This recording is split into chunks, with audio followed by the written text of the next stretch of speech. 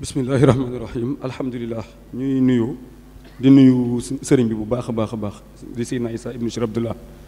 yàlla na nga fi yàgg te ànd ak wér leen yàlla taxawu la bu baax a baax a baax defal la tawfiix ak kaarange gu mattee matale barkeb Seydina Limaamulahi alayhi salaatu wasalaam di jaar ci yow di nuyu sunub sang sunub xalifa Seydina Mokhtar ibnu Seydina Mandione yàlla na fi yàgg itam te ànd ak wér ak ahlu beyti bi yëpp di imam Bachir jiite leen ak rakam yëpp mboole seen di ñaanal ahlu beyti bi fi teew yëpp di leen gërëm di leen sant ci turu El Hadj Omar Ndoye Diadio di président groupement central des Layènes comme ni ñu ko baaxoo woon defee yaakaar naa depuis jamonoy Seydi Kane yàlla na yàlla yokk ay leeram ñu lire discours introductif bi nga xam ne dafa tënku si ñetti axe benn bi mooy contexte et justification appel bi deuxième bi survolu thème bi troisième axe bi mooy état préparatif yi si sëriñ bi bismillahi rahmaani rahim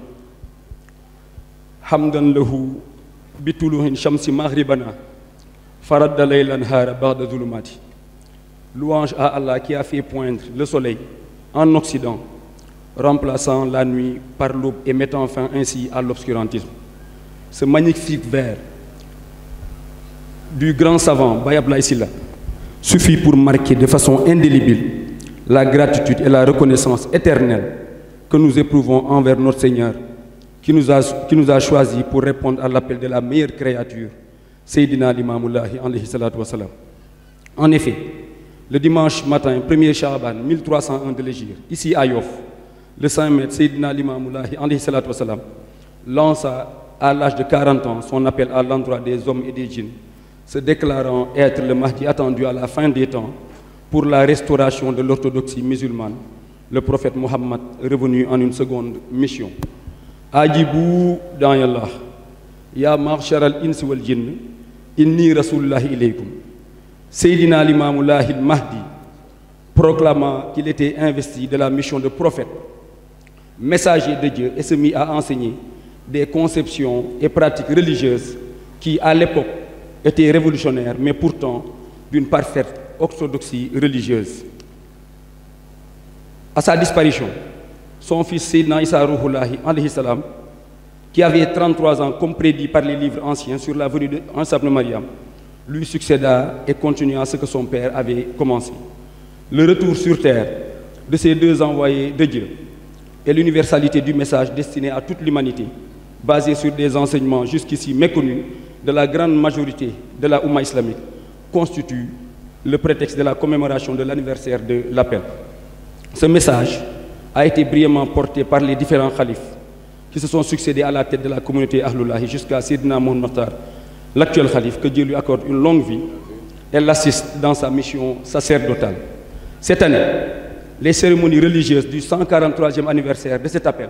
sont prévues pour le premier jour, le mardi 21 février 2023 à Cambérène, devant le mausolée de Seydina Issa Rouhoulahi alayhi salam dans la matinée et à la grotte des Almadies à Ngor dans l'après-midi.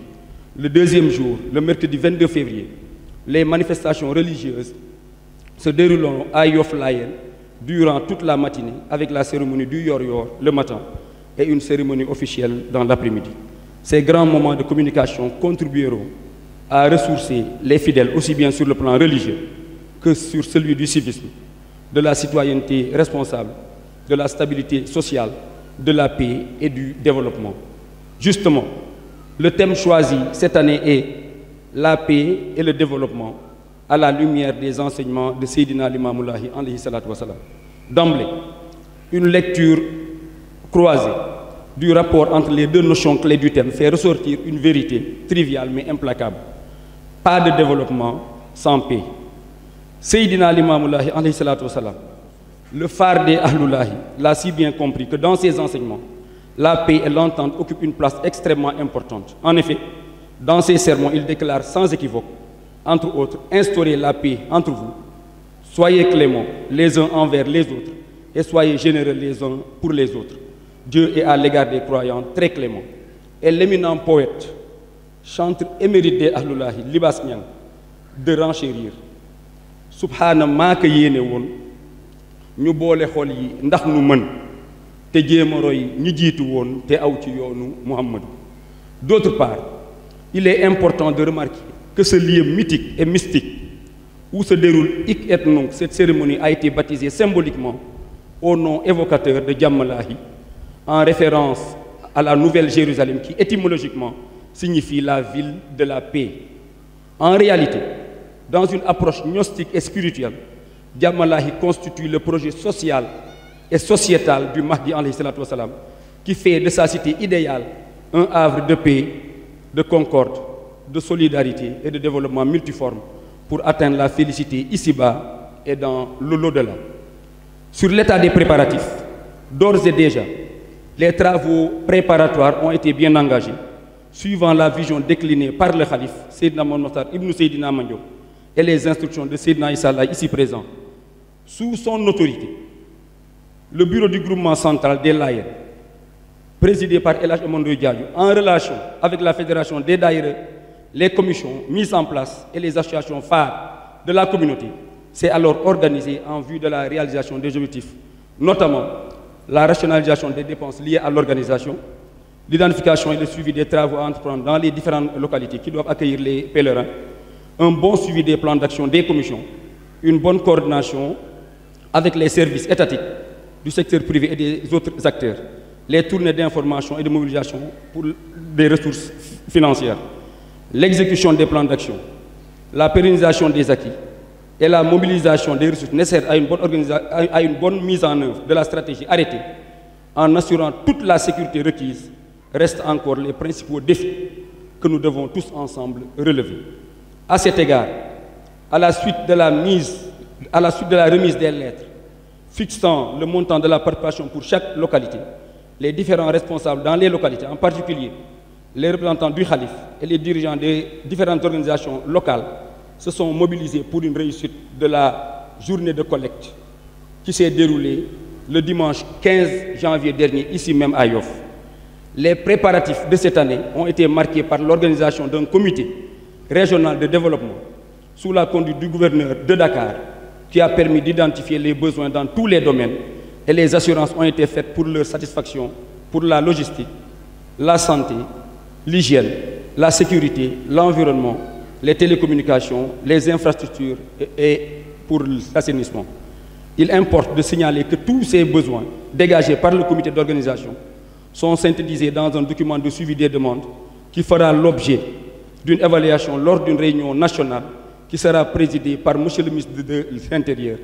Cette réunion nous permettra de faire le point sur l'ensemble de nos besoins et préoccupations pour un bon déroulement de l'appel. Pour terminer,